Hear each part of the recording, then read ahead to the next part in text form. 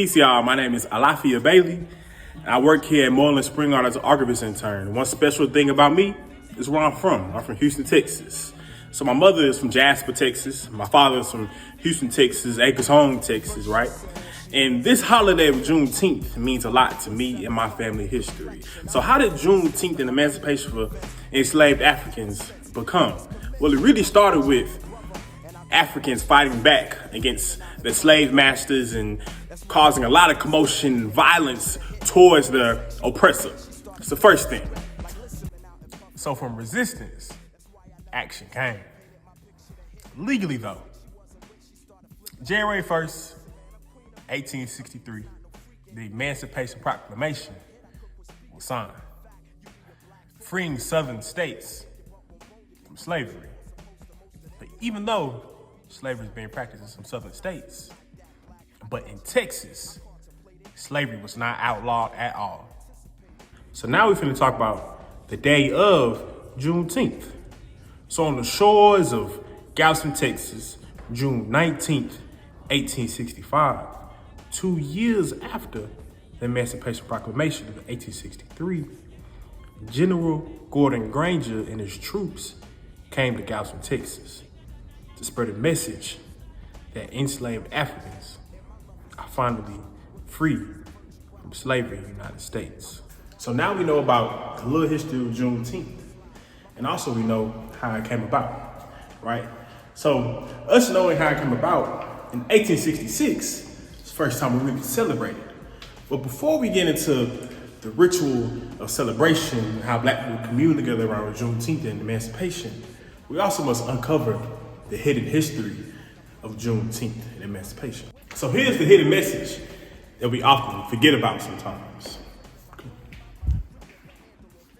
So after Juneteenth, there were still Africans in bondage due to delayed messaging to the other enslaved Africans outside of Galveston and the surrounding areas of Galveston. So which means some Africans' Juneteenth was weeks later, months later, and even a year later. But even though Juneteenth is the day we celebrate emancipation for all enslaved Africans in the United States, it is important to keep those people in mind. So now we are getting into the segment, the celebration of the ritual. All right, so we are here at the end of our segment about Juneteenth here at Moorland-Spingarn. But before we end, it's important to talk about how we celebrate Juneteenth. Now, how does one celebrate Juneteenth? So in Texas, we see a lot of people gather with their families. We see a lot of people gather in Galveston, Texas, and to memorialize and also like orally archive, their family history with Juneteenth and their enslaved ancestors as well. You see a lot of people, doing family reunions is a big thing as well, right? And we see this similar with like HBCUs and homecoming, right? We see this similar with Odun Day, with that being the Yoruba, New Year's, right? You also see it similar, also just Emancipation Proclamation, January 1st, seeing Black people gather at church, waiting till 12 o'clock, going to the New Year's, eating a certain type of food for good luck.